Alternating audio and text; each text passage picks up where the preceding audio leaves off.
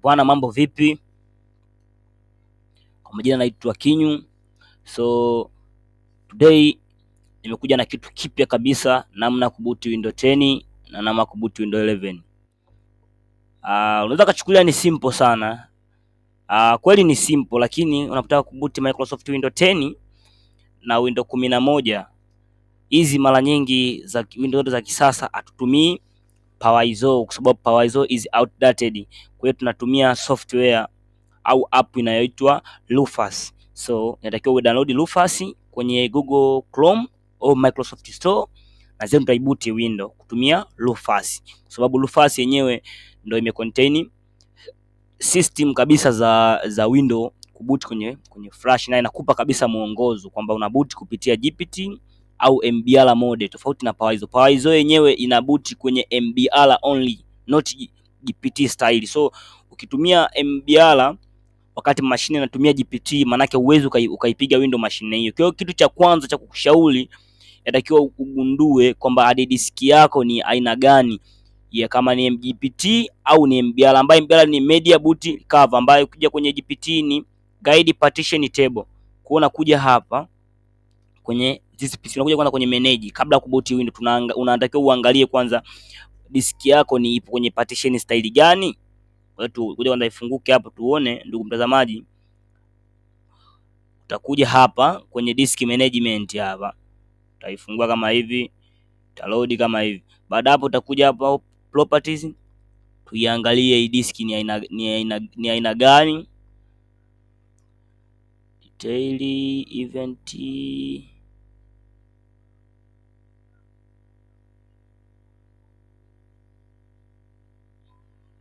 hii hapa ni MBR ambaye tunaita ni master boot record, ni MBR. Sasa ukishagundua ni hii partition style ni MBR, unachotakiwa kukifanya, unafungua Rufus hapo, ambayo hii hapa nje unaiona yenye icon ya flash.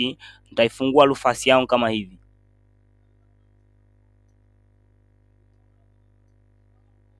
Tuifungue kwanza Rufus.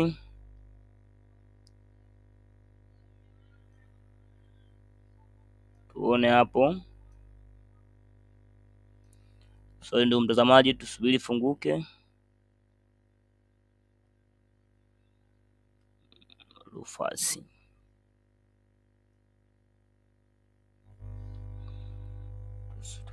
Tufungulie. Tayari imekwisha funguka hii hapa. Sasa ikishafunguka, kitu cha kwanza sawa hapo, kwa sababu sina tu flash, ila kwenye sehemu kuandikia device hapa, kwenye hii device hapa, ukitomeka flash inasoma hapa kwenye device, maana yake ni removable device ya nje. Kwa hiyo itasoma hapo kama GB 8 au ngapi. Sehemu ya kwanza utakuja kwenye sehemu moja imekuandikia select, hii hapa, click to select or download an image. Maana unatakiwa uselect na kupakua hiyo image, maana uta select hapa. Kwa mfano mimi Windows zangu tayari ni hizi hapa, kuna 10 hizo hapo, kuna 11. Kwa hiyo nachagua hapa nipige 10, labda let's say 10 hapa, labda hii hapa 24H2, nitaifungua hii hapa kama hivi. Baada ya kuifungua kama hivi hapa, kwa sababu tujachomeka flash, tukishachomeka flash hapa ingesoma flash, alafu kwenye partition scheme hapa ingekuja inakupa option mbili, kwamba option ya GPT style and option ya MBR ambaye ni master boot record inasoma hapa. Kwa hiyo sasa wewe ukishachomeka flash kisha soma, utakuja sehemu waliokuandikia MBR, utaklik, na kama diski yako ni GPT basi utabonyeza kwa sehemu kuandikia GPT. Kwa hiyo utachagua hapa. Ukishatoka hapa utachagua window, wakati flash inasoma juu utakuja kwenye partition scheme hapa. Ukishakuja hapa unachagua GPT au MBR kulingana na partition style ya diski yako. Ukishachagua hapa utakuja kwenye sehemu icon ya start hapa, ambayo hapa imetia kimvuli kwa sababu tujachomeka flash. Kwa utatia neno start.